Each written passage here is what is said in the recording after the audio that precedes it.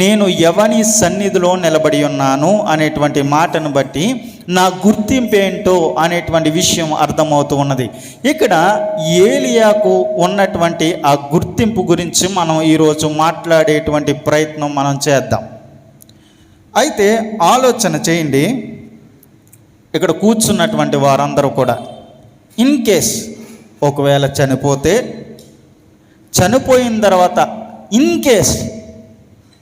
In case ఒకవేళ మీరు పరలోకం వెళ్ళగలిగితే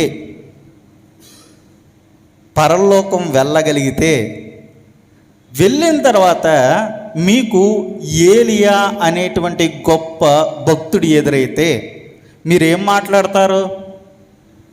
అసలు ఏలియా కనిపిస్తే మనం మాట్లాడినట్టుగా మాట్లాడగలుగుతామా? ఆలోచన చేయండి. ఒకవేళ ఏలియా కనిపించారు అనుకోండి, కనిపిస్తే మొట్టమొదటిగా ఏలియా దగ్గరికి వెళ్ళి అయ్యగారు ఎలా ఉన్నారు అని మాట్లాడుతాం. బాగున్నానయ్యా, ఎక్కడి నుంచి వచ్చావు? పలానా దగ్గర నుంచి వచ్చాను. మంచిది.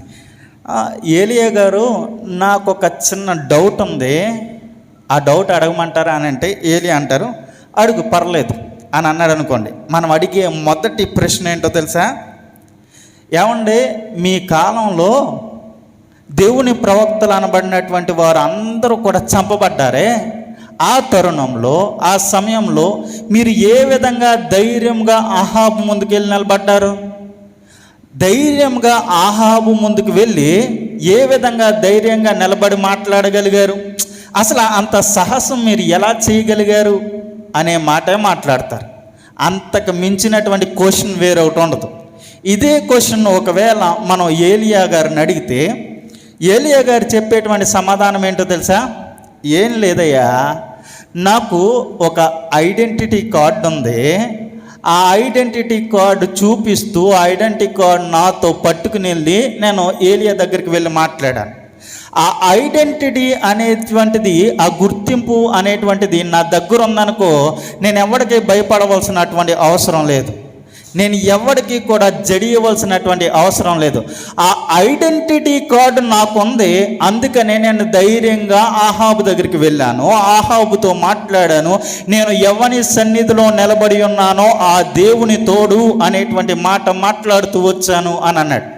సార్ ఇంతకీ ఆ ఐడెంటిటీ కార్డు ఏంటండి అని మీరు అడగవచ్చు. ఆ ఐడెంటిటీ కార్డు ఏంటో తెలుసా? దేవుడే ఐడెంటిటీ కార్డ్. దేవునితో ఉన్నటువంటి ఆ సంబంధ సహవాసాలు ఏదైతే ఉన్నాయో అదే గొప్ప గుర్తింపు. ఏలియాకున్నటువంటి గొప్ప గుర్తింపు ఏమిటి అనంటే దేవునితో ఉన్నటువంటి సంబంధ సహవాసాలు. ఆలోచన చేయండి, ఇక్కడ మీరు కూర్చున్నారు కదా, మీ పిల్లలు అవ్వవచ్చు, లేకపోతే మీ మనవళ్ళు కానీ మీ మనవరాలు కానీ ఎవరైనా అవ్వండొచ్చు. స్కూల్కి వెళ్తున్నారు అనుకోండి, స్కూల్కి వెళ్తూ ఉన్నప్పుడు వారికి ఒక ఐడెంటిటీ కార్డు ఇస్తారు, ఐడి కార్డ్ అంటారు, గుర్తింపు కార్డు ఏం తెలియజేస్తుంది అని అంటే నేను అనగా పలానా వ్యక్తిని పలానా క్లాస్కి చెందినటువంటి వాణ్ణి అని మనకి గుర్తింపునిస్తారు. ఇప్పుడు నేను 1వ తరగతి చదువుతూ ఉన్నాను, లేకపోతే నేను ఫస్ట్ క్లాస్ చదువుతున్నాను. ఫస్ట్ క్లాస్ చదువుతున్నటువంటి నాకు ఫస్ట్ క్లాస్ ఐడి కార్డ్ ఇచ్చారు. ఇస్తే నేను తిన్నగా వెళ్ళి 10th క్లాసులో కూర్చుంటే ఏమన్నా ఉపయోగం ఉంటుందా? అసలు నన్ను రానిస్తారా? 10th క్లాసులో కూర్చోవడానికి నన్ను ఏమన్నా రానిస్తారా? రానివ్వరు. ఎందుకు? నేను ఫస్ట్ క్లాస్కి చెందినటువంటి వాడిని కాబట్టి నేను ఫస్ట్ క్లాస్కే వెళ్ళాలి. ఎందుకు అనంటే ఫస్ట్ క్లాస్తో నాకు ఉన్నటువంటి సంబంధం అది, ఫస్ట్ క్లాస్తో నాకున్నటువంటి బంధం అది. వేరే దేనితోటి కూడా నాకు సంబంధం లేదు, నాకు అనుబంధం కూడా లేదు. అదేవిధంగా ఇక్కడ ఏలియాకు ఒక గుర్తింపు ఉన్నది. ఆ గుర్తింపు ఏంటి అనంటే దేవునితో ఉన్నటువంటి సంబంధం, దేవునితో ఉన్నటువంటి సహవాసం అనేటువంటిది ఆయనకు గొప్ప గుర్తింపుగా ఉన్నది.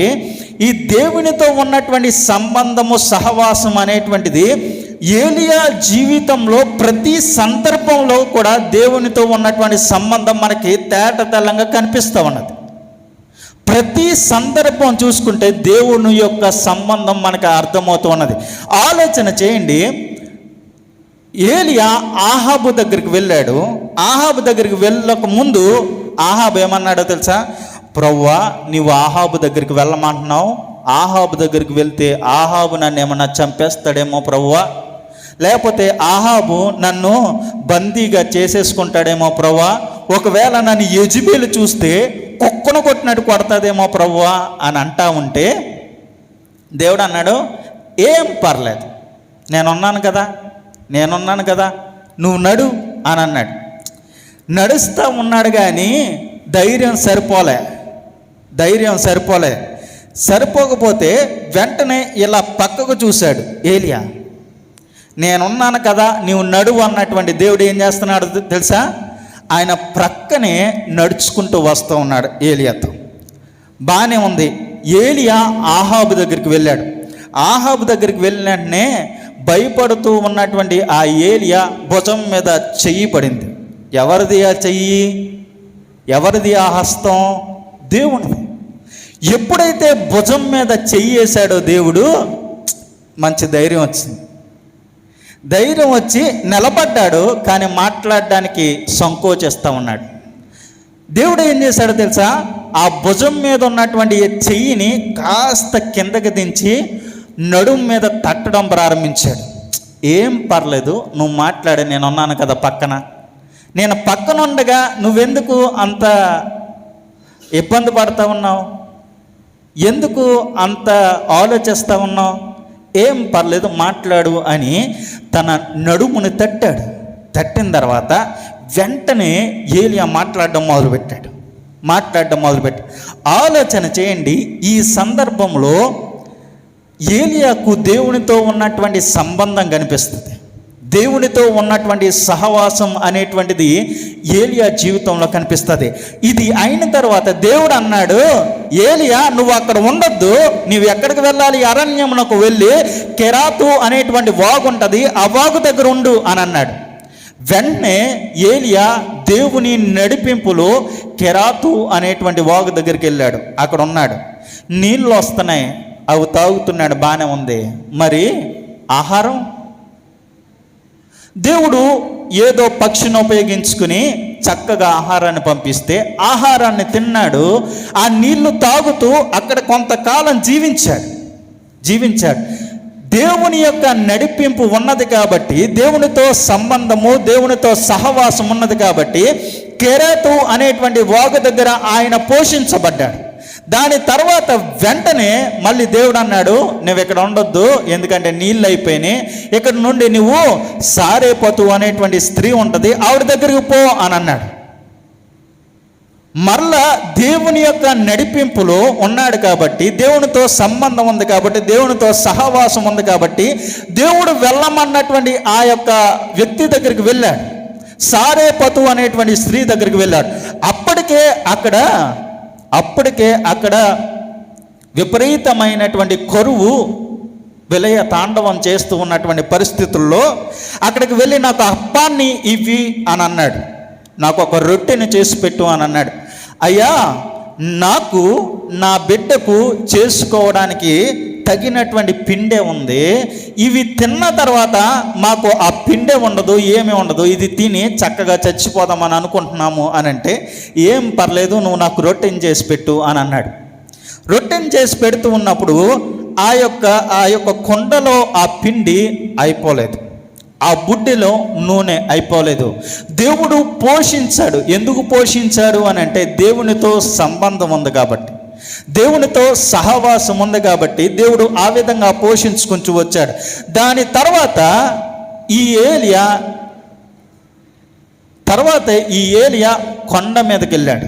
కొండ మీదకి వెళ్ళిన తర్వాత అక్కడ ఒక దహన బలిపీఠం మీద దహన బలి ఏర్పాటు చేయబడి ఉన్నది. ఏలియా ప్రార్థించగా ఆకాశము తెరవబడింది, ఆకాశం నుండి అగ్ని కురిసింది. ఆ దహన బలిపీఠం మీద ఉన్నటువంటి దహన బలి కాలిపోయింది. ఏలియా ప్రార్థించగా ఈ కార్యం జరిగింది. అంటే దేవుడు ఏలియా ప్రార్థన విన్నాడు. ఎందుకు విన్నాడు? ఏమండి, నా కొడుక్కి నేను ఏదన్నా చెప్పాను అనుకోండి, వాడు వింటాడు. వినకపోతే చితక్ కొడతాను. ఎందుకు కొడతాను? నా బిడ్డకి నేను చెప్తాను కదా, నా బిడ్డతో నాకు సంబంధం ఉంది కాబట్టి చెప్తాను. సంబంధం ఉంది కాబట్టి కొడతాను. వేరే పిల్లల్ని కొడితే ఊరుకుంటారా? తిరిగి మళ్ళీ నన్నే కొడతారు కదా. అదేవిధంగా దేవునితో సంబంధం ఉంది కాబట్టి ఏలియా ప్రార్థించగా అగ్ని దిగి వచ్చింది. దాని తర్వాత ఏలియా ప్రార్థించగా 3.5 సంవత్సరాలు వర్షం కురవలేదు. మళ్ళా ఏలియా ప్రార్థించగా వర్షం కురిసింది. ఇవన్నీ ఏ విధంగా జరిగినాయి? ఇవన్నీ ఎందుకు జరిగినాయో తెలుసా?